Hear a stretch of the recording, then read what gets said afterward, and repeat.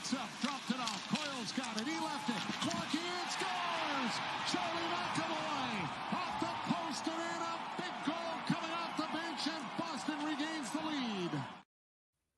Well, welcome in, everyone, to this week's episode of Bruins Tape to Tape. It is May 15th, and the Bruins have survived an elimination game. Once again, it's their second elimination game that they have faced this playoff season. And I am very excited to talk about what happened last night down in Sunrise, Florida, with my fantastic co-host, Maria. So welcome in, Maria. How excited are you for today? Well, I'm actually thrilled that we are talking about a real intangible hockey game as opposed to the other nonsense that we had to deal with extensively in our prior episode. So, yeah, the Bees got a win. They gave themselves a lifeline last night against the Panthers. I have to tell you, it was probably the most stressful game of the postseason for me. And that is including Game 7 against Toronto and the overtime. Because I don't know why. This was just, I had the worst indigestion watching this game. I know why. Because it would mean the end of the season. That would have meant the end of the season for us as Bruins fans. You know, there's still more hockey that we could watch. Yeah. But ultimately, now that the team is here in the second round, we want them to succeed. Why wouldn't we? Yeah. And I think, you know, like a lot of Bruins fans, we all have experienced some of those traumatic memories that happen, not just from this season, from last postseason playing this exact same team to a century of Bruins fandom.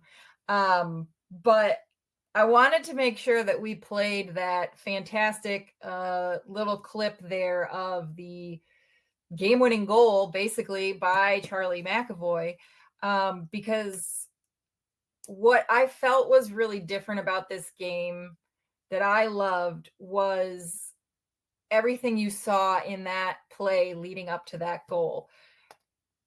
Almost every single Bruins player touched the puck in that play. And if they didn't touch the puck, they still had a significant impact on that goal, right? So I'm thinking specifically of Danton Heinen. I don't believe he actually touched the puck in that move up the ice, but he planted himself perfectly. Well, everybody thought he touched goalie Bob. I know, right? Questionable. We can talk about that in a little bit, but we will. The fact that, you know, they just seemed to really click in that sequence, and finally Chucky showed up. Finally. Well, and I think that was critical and important to showcase, because I myself have thrown a lot of criticism at this kid throughout the course of the playoffs, not just me, but many others. And, you know, honestly, those were his first 2 points of the playoff season, and his first shots on goal. I think, if I'm not mistaken, he had several shots on goal last night. Yep. So, you know, I think it's right to give him his stick taps for that. I love the fact that tonight we actually just get to start with stick taps, because I think there was so much good about this game. And, you know, it wasn't like games 3 and 4 that we saw in Toronto, where it was just this all-out ownership of the other team. By no means. This was a Bruins team that started off the first period, I would say, in a very controlled, very measured first period. It wasn't like game 1 of the series, and it wasn't like those, you know, the games 3 and 4 from Toronto, where they just came out and they were just like shot out of cannon and they just obliterated the opponent. It it came out, they started on time, and it very much so felt like a sustainable pace, but they still had to work really hard. They still had a lot of bad luck. I mean, what, 4 or 5 breakaways? Well, I think you're being generous, my friend, on the bad luck aspect of some of those breakaways. These guys, they need to finish. Mhm. They need to finish because that's what can crush the soul of an opponent. Even if you bury, like on one shift, if I remember correctly, both Jake DeBrusk and Pavel Zacha had opportunities for shorthanded goals. And I Yeah. want to check my notes to make sure that I'm giving shit to the right guy. Yeah. But I'm pretty sure it was Jake and I'm sorry, Freddie.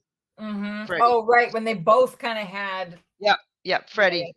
Apologies, Zaka, even though you still haven't done crapola in the playoffs for us. But I mean, he did also have a breakaway chance too. So you're not totally wrong. But okay, good. But so let's talk stick taps, because again, like I said, there's some really good stuff that we saw in this fight. That they, their backs were up against the wall. We talk about Chucky finally showing up, really finally getting those shots. I mean, I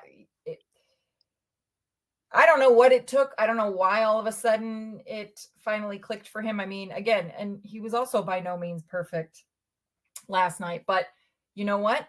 I don't need perfection. I have goals. a theory on that.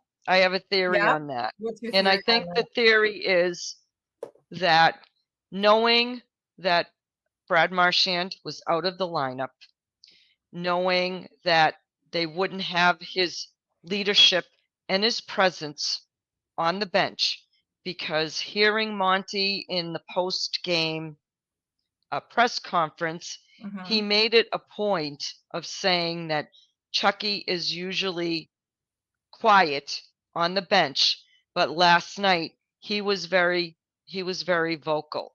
So I think that taking on that, I need to step up and we need to do this, for our captain. I think that had an impact. And to which some might say, why isn't that the mentality regardless? Because he clearly has all the tools. He clearly has all the skills. And, whether he feels like he needs to defer to the more senior leaders, I don't know. But you know what? I'm glad that he showed up, and he showed up in a big way. In addition to that goal, he assisted on the Geeky's goal? on Geeky's goal to give the Bruins a 1-0 lead. Yep. He was diving at loose pucks during some of the penalty kills, to literally diving at loose pucks to hit them out of the zone. He had 3 hits.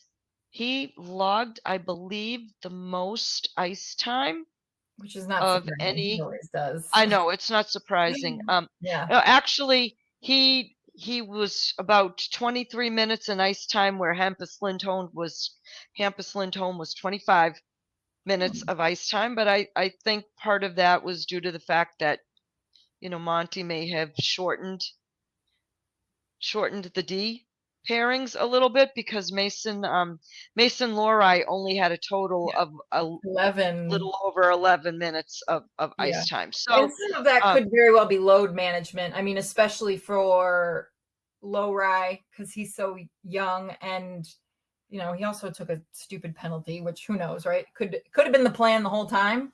I think I think that was one of those embellishment penalties. There was not.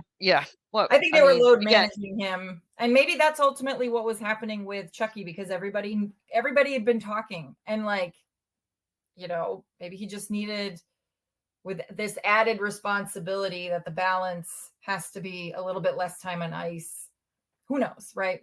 We don't get to be part of those conversations. But, They should. you made an awesome point. One of the things that I want to give stick taps to, in spite of it being quite literally the scariest 3 minutes of the game, the 5-on-6, the way that the Bruins really rose to that challenge, because I mean, we all know how horrible it's been for the Bruins all season. That was the most active, throwing themselves in front of everybody.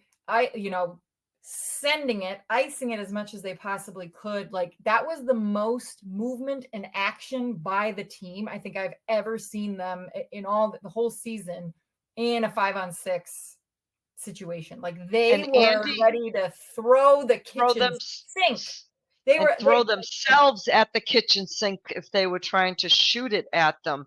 And Andy Brickley mentions this a lot during games. Attention to detail. Attention to detail.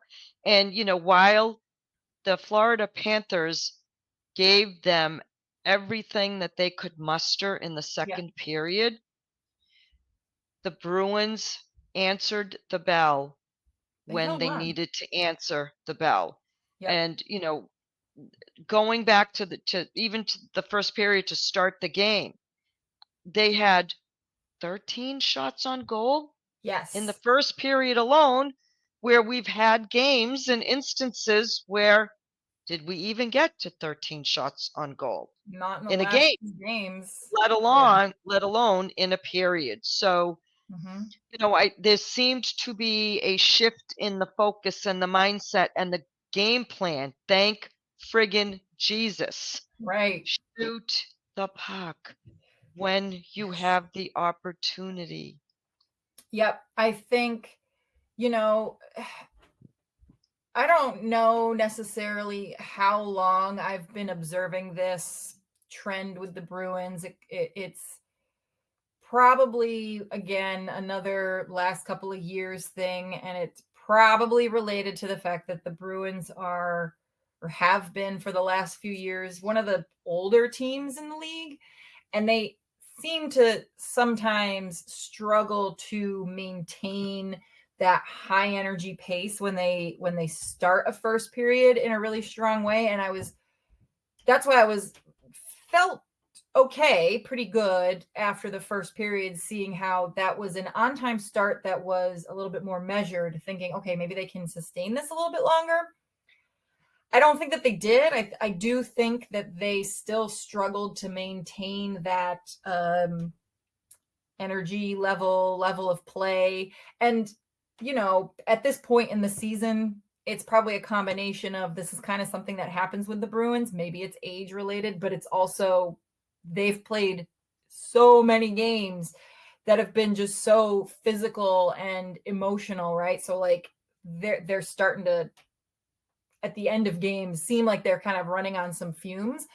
And so I think it's a great strategy for them to come out in the first, throw everything that they have in that first period. Probably two things happened in regards to Florida. One, I think probably Florida didn't really think that Boston would actually come out and have a good response. And also, I think the way that Florida approached this game was exactly the same way they approached game one, which was, I don't want to say that it was overconfident or cocky, or that they felt that it was owed to them. Like, I don't think that they went in there with that attitude, but I think probably they thought, we don't have anything to worry about. And then they just kind of, because the Bruins came in and took care of business in the first period, Florida was then just chasing this whole game. And that worked out in the Bruins' favor, because even though, like you said, the offense continues to really struggle to finish, the defense was able to really close ranks, stay really tight, and of course, our number one stick tap going to the phenomenal goaltending of Jeremy Swayman, which, by the way, apparently ESPN has never seen him play a single game, and were amazed that he was able to be good last night. Those clowns. Jesus So Christ. Don't even that's a whole nother segment. Like Ryan Callahan was such a buffoon last night. I don't even And know who he was, because I refuse to bother to know who any of them is, except for the ones in particular that I very much so dislike. And I know, Sean one or two McDonough. that I know like. now. So, But I don't know what happened to Ryan Callahan. I don't know if his, dislike of Brad Marchand and the whole face licking thing has caused him to cloud. Was he the play-by-play or the color? He was the color. Oh, Play by he was the play. worst. Oh my god. No, he was awful. He was awful last night. And he was particularly dreadful last night. And he went on and on about the goalie interference call, even when the head buffoon, Dave Jackson, came on. And he is a waste of space. He did say that he thought the goal would stand. And, of course, that wasn't the answer that Ryan Callahan wanted. Right. But anyways, that entire ESPN broadcast from start to finish is no bueno. I think I spent enough time in the last podcast using color, language that's not appropriate, not PG. So I'm going to try not to do that here. But yeah, they were horrendous, horrendous. But I think Paul Maurice, speaking of colorful language, was not thrilled with how his team came out in the second period, because the Bruins did get off again to a little bit of a quick start. And during one of the TV timeouts, and folks, you think that I let out some F-bombs in our last podcast episode? I think Paul Maurice beat me with that 2 or 3 minute tear into his team behind the bench. And it worked, because immediately after that, they came out, and was it Reinhardt? Yes. Game. Yep. Yeah. But and I would say, because we were speaking about Jeremy Swayman, I would say that the sequence of that goal being scored was probably the first kind of mistake that I've really noticed Jeremy Swayman make, because it really was, it was a poke check really from Swayman, and it kind of went right to a Panther. We haven't seen him really do that kind of whoops before in this postseason. And you know what? Everybody's allowed a And you know what was funny about that? I go on social media and I'm seeing, oh, is he tired? Does he need to take a mistake? Oh, he made a friggin' mistake. It's one of the few he's made in how many games now are we? We had seven against. Well, he played 6 against Toronto, and now he's played. Yeah, he played 6 against Toronto, and now he's 11. 5 games in. He's his mistakes have been few and far between. Okay, so yeah, please, and please. So and when it came right down to it, those final seconds, for as excellent of a, I want to call it basically like a kill when you have a 5-on-6, when they're trying to kill the time, and they were doing a great job of throwing themselves everywhere and being everywhere all at once and just chucking that puck down. I mean, it was so measured. It's not what we're used to when we would see the Bruins panic. All right. No, I'm not going to lie. I somewhat expected, because they pulled Bob with about 3 minutes It was left. 3 minutes. Yeah, it was a good It was amount like of 3 time. minutes and 3 seconds. I mean, I could be wrong about that, but Yeah, so that's a long, long time. extremely And the long time. Bruins did a great job Mhm. of, making smart plays with the puck, smart Yep, reads about what they anticipated that Florida was going to do with the puck or where they were going to go with the yep. puck. They limited the icing calls during that sequence as Mhm. well. And Yep, Jeremy Swayman was Jeremy Swayman, man. yep. I mean, what Yeah. I don't know what else can be said about this kid at this point in time. The man is a god. That's all I can say. he's he's a demigod at the minimum because he performed a straight up miracle in the very very final seconds because Seconds. there was quite a flurry. I mean, it happened so fast. I honestly didn't even really know what was happening. I definitely spent a good part of the 3 minutes like with looking through my fingers because I'm like, I don't know if I want to see this. I can't. I don't want it to go into overtime. Like I will go into cardiac arrest. And he was just perfection in those final minutes and no notes like ever for this man. None. He continues to stand on his head and do everything that he can for this team. And And he wants to do it. He's loving doing it.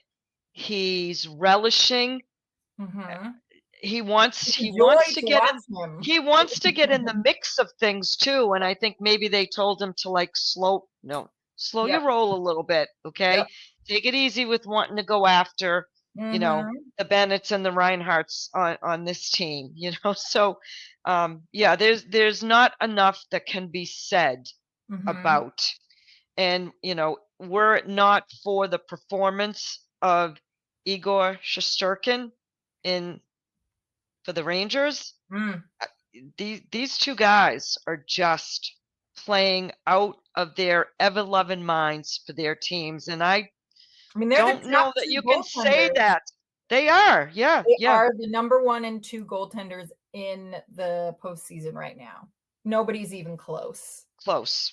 Nobody else is even close. Maybe Ottinger, but still, I think he had a little bit of a slow start. Those two are head and shoulders above the rest. Who else do you have in give stick taps to? Okay, so I am going to give Coach Montgomery stick taps, even though, again, I am a big enough person when I am critical of someone that when they have done something that I need to give them credit for, I'm going to give them credit for it. So Mhm. I loved the emotion and the fire that I saw from him behind the bench on a couple of soft as puppy poo calls that were made where, and I know there were a lot of memes out on social media of, Monty snapping his head back, giving the sign of like, you know, the embellishment sign, and at one point even using the word embellishment behind the bench. So Yep. um, it just the mere fact that he is expressing, as again, as many other seasoned, experienced coaches do in the playoffs. They do it during the game and they do it in the post game. And he, in this instance, in the game last night, he did it both ways. He did it during the game and he also did it in the post game. Mhm. Mhm. Yeah, exactly. Um, why don't you give us a rundown really on how you think this post game went compared to maybe what could have happened, what should have happened um in the previous post game. There are ways that you can say things whereby you can make your point without coming across as sounding snarky, Mhm. condescending, judgmental, and that won't get you fined. What he said to me was perfectly appropriate. He was asked a question about the officiating, and his response, and I'm paraphrasing, was, players have gotten over the years have gotten much better at Mhm. embellishing, the snapping the head, the taking the fall forward, and it makes the referee's job all that much harder. He didn't call out the Florida Panthers. He didn't call out the referees, but he made a point of, Mhm. i.e., you need to look for this stuff because players are doing it because they're getting away with it. Yeah, and I think it's Why it interesting they couldn't have been finally said, did. Yeah. right? Why it couldn't have been said, a couple of games earlier.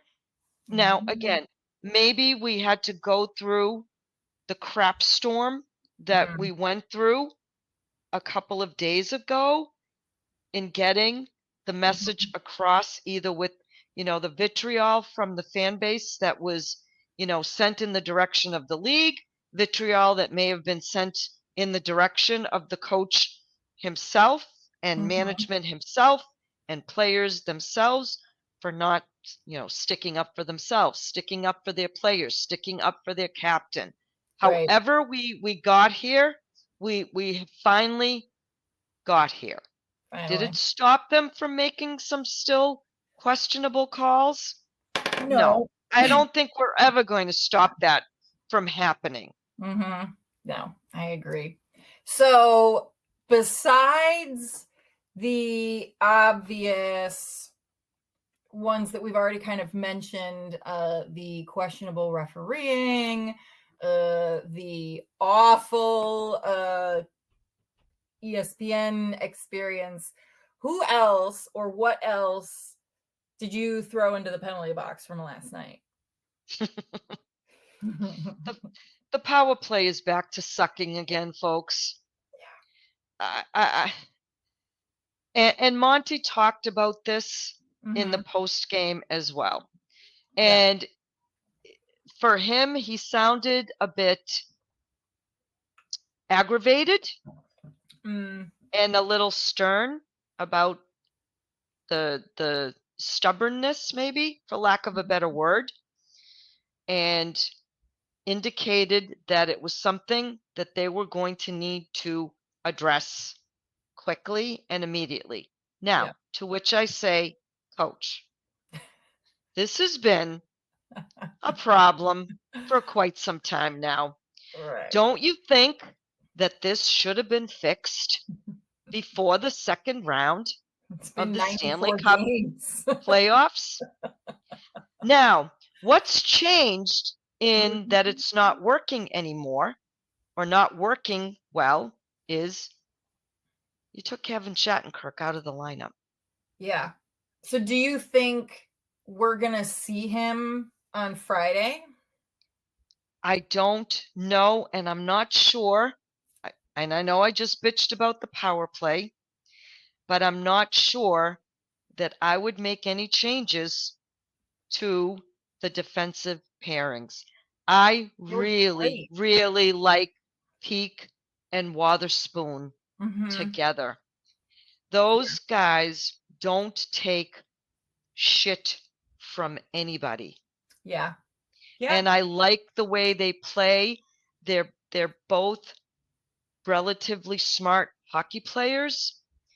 They know when they need to make a hard hockey play.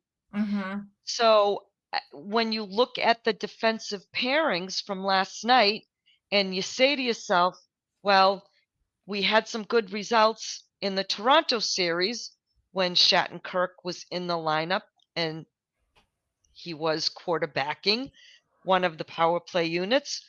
Yeah. But who do you take out? You Right. had Lorelei and McAvoy, who I think work well together. Yes. Carlo and Lindholm, They're they great. were, and Peak and Wotherspoon were all good last night. Yeah. I think for me, I I liked in the Toronto series Shaddy being in there because when you think about what is the likelihood of Boston at that time getting a reasonable shot at having power plays, and what was their scoring situation, right? And so it was worth it to have him there for possibly added insurance, because they were doing a fine job scoring in all manner of situations in Toronto, right?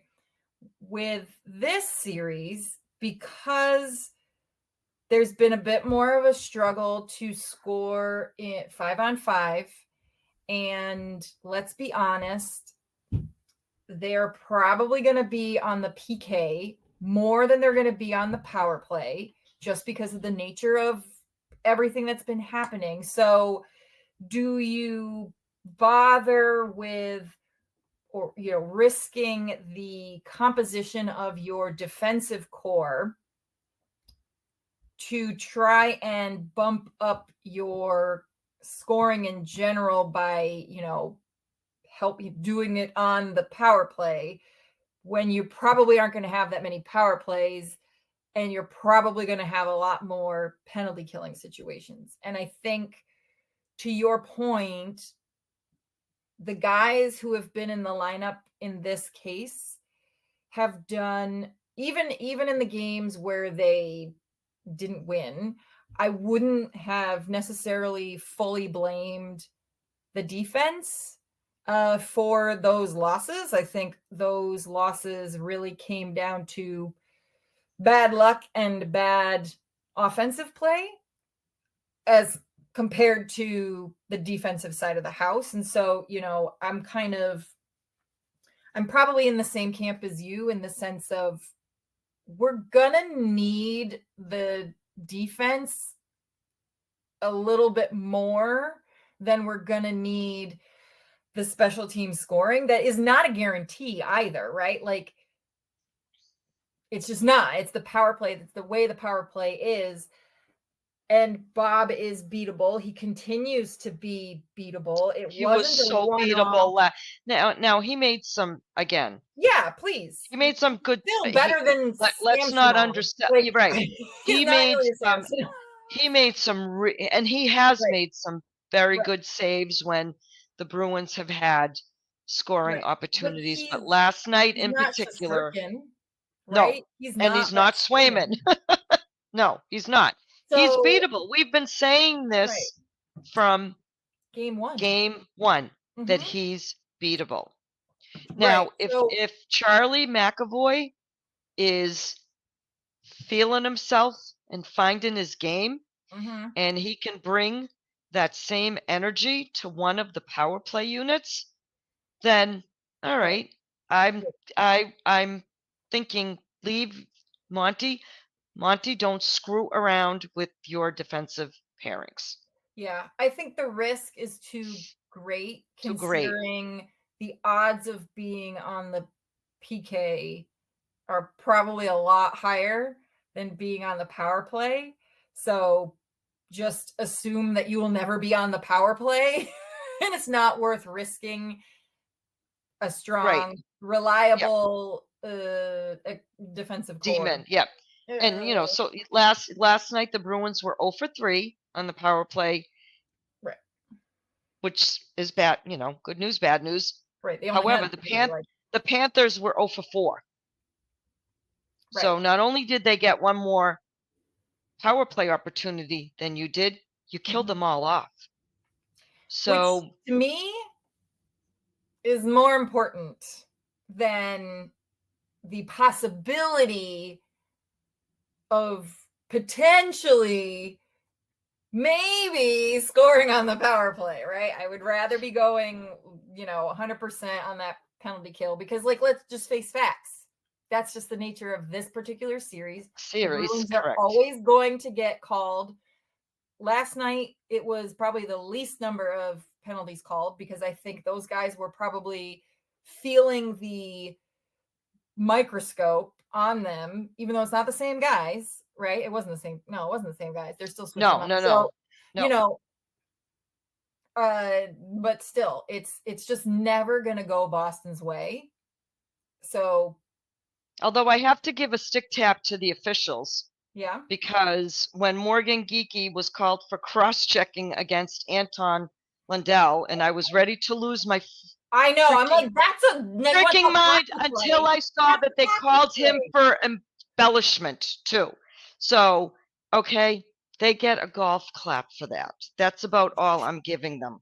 Okay. The least You amount of finally, credit you, humanly possible. well, like I said, I'm feeling a little bit generous today, maybe because I'm feeling a little bit low energy and tired, but Just don't have the I'm energy to giving scream them. about it. I don't have the energy to scream and yell. Exactly. So, we talked about the power play. We know the usual suspects otherwise who tend to be sitting in the penalty box. I'll come out and say it. For the love of God, we're now up to 6 too many men. Jesus effing Christ. It's almost now, it's embarrassing. Okay. Yeah. These players need to get their heads out of their asses and have more awareness. Right. Pay attention. Yeah. This is not a coaching issue.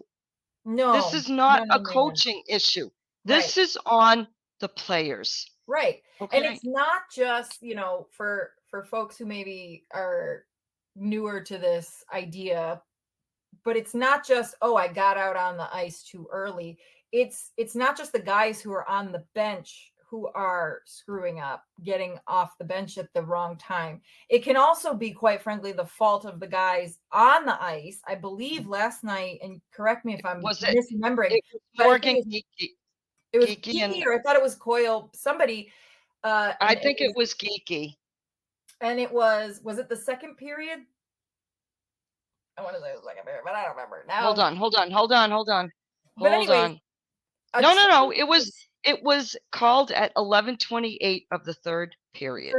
So there too many men on the ice. That was happening, and whoever was on the ice should have been aware that this change was happening, right? That the cadence of how changes happen on the ice, like they can be fairly predictable for the most part for players who are out on the ice, and it's just they have that awareness, right?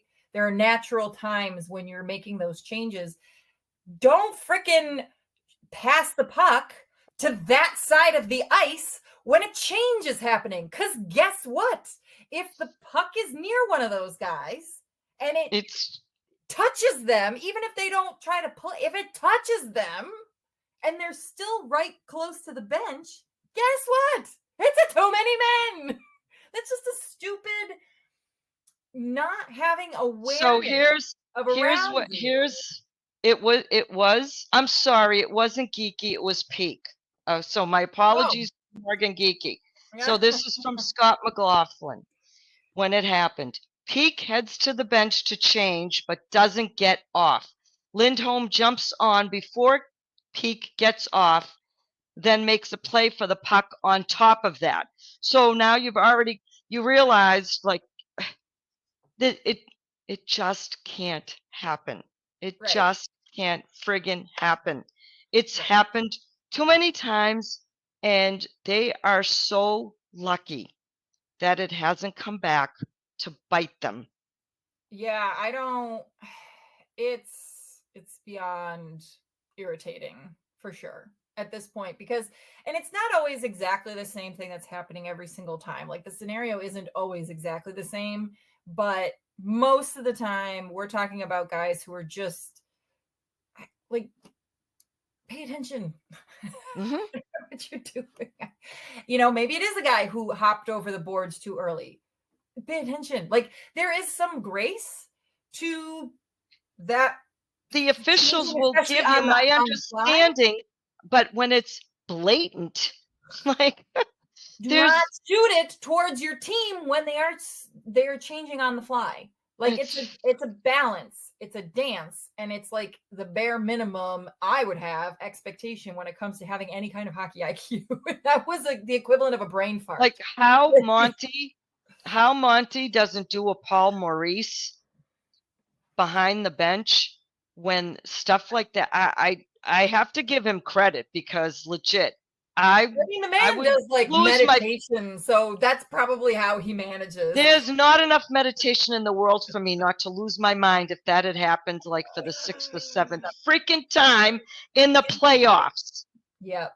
Yeah, exactly. So anyways, so that is in the penalty box. Yeah. The I other, know. Yeah, we've got more in the box. Not all Bruins related, Fox. But it's not all Bruins. It's not all Bruins. Thank goodness. We have the luxury from our game 5 win to complain about the non-Bruins aspects of the game. But there is one issue in our penalty box that is troubling. And that is the Bruins' continued inability to finish prime scoring chances. Now, I listened to our favorite podcast, Morning Brew, with Billy Jaffe and Andrew Raycroft. And during their last episode, it was Razor who pointed out that the Bruins have had 7 breakaway opportunities in the past 2 games. 7. In the past 2? I believe that's what he said. I knew there were quite a few last night, at least 3 that I can think of off the top of my head, if not 4. I think Pasta had. Oh, Pasta had 2. So it would have been 4. Yeah. 4 guys. And then there was, I guess I wouldn't have called it I don't think it was a breakaway leading up to it. Could have been like a semi breakaway for Geeky. Not his first goal, obviously, but later on, where if only he had whipped that puck a little bit harder so it could have bounced off the boards back to him, he had the perfect opportunity to have essentially an empty netter, because I think he kind of missed. And if it had come back to him, like he had to go get it, but if it had come back to him, he would have easily knocked that in, because Bob was so far out. Right. And a couple of them were shorthanded opportunities where you can really potentially crush the soul of your opponent. So they had at least again, when we talk about the lack of production from the power play, and then you look at this and you're like, even if you get 1 or 2 out of those opportunities, right? You've given yourself some distance from your opponent. So again, that to me, and I think we talked about this in our episode earlier this week. This has been a problem for the Boston Bruins for it's not a small sample size, but no. But that's what I had in my penalty box for the Bruins.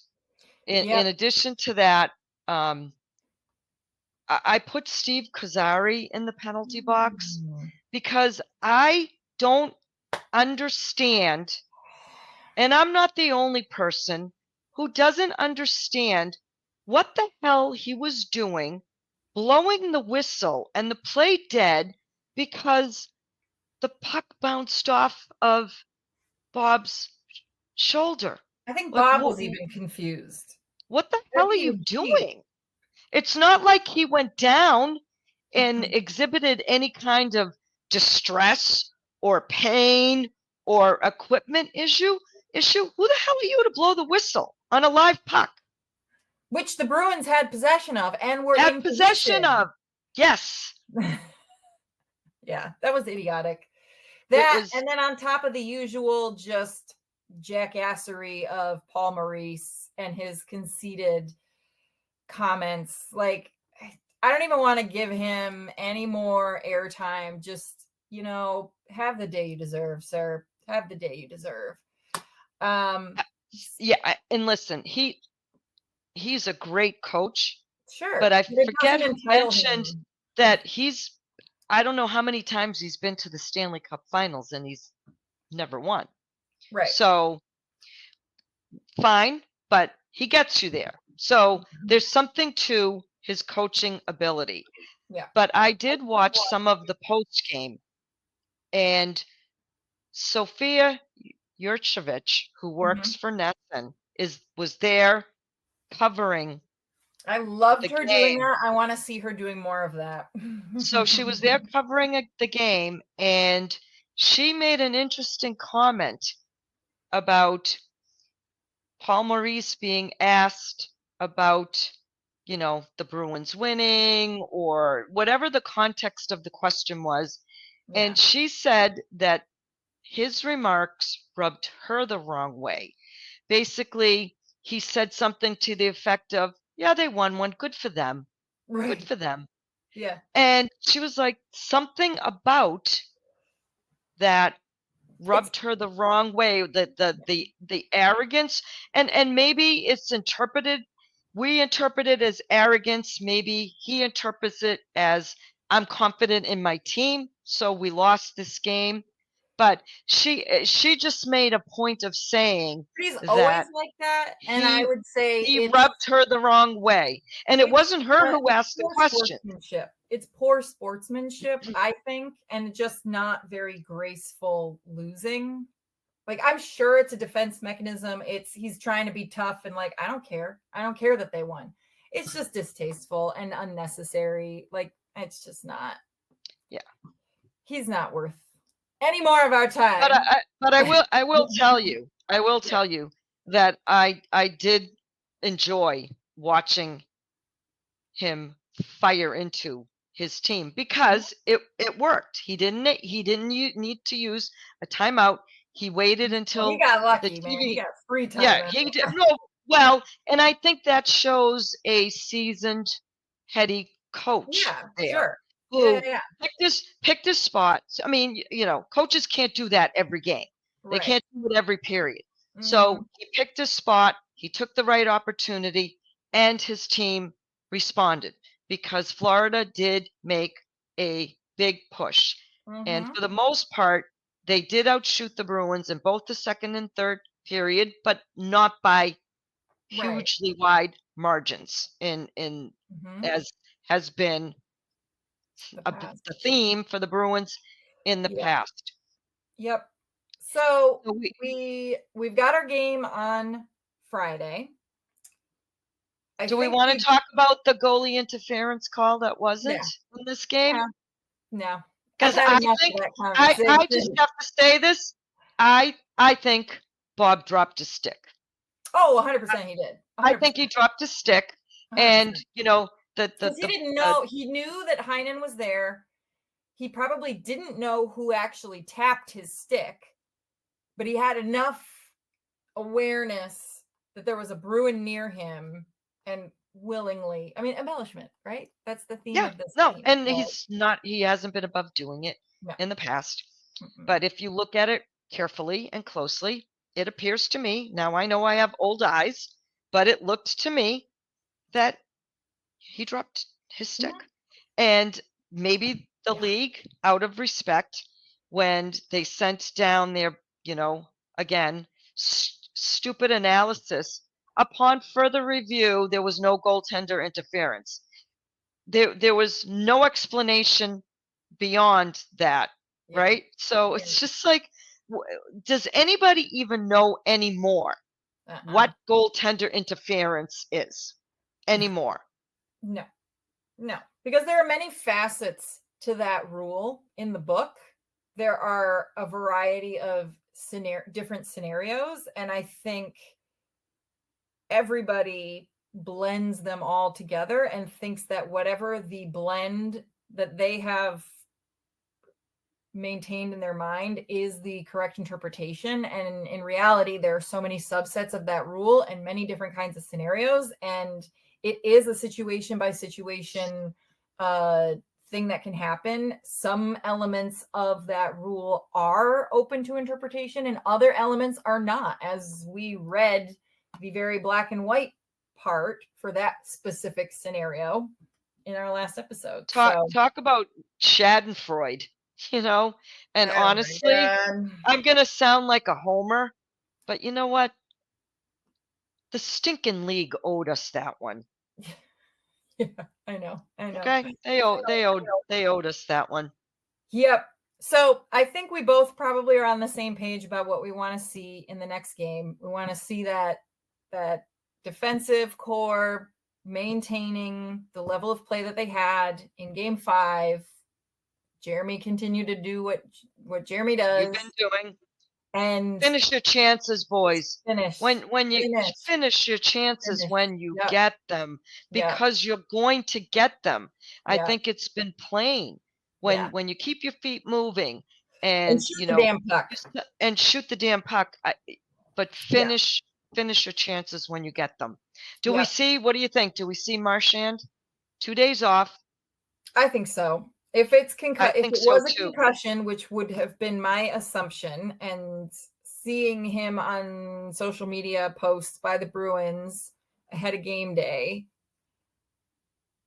I mean, he didn't have a sling, bandage, or whatever. He was bumping up against the guys, and it would have been a week, which is typically protocol.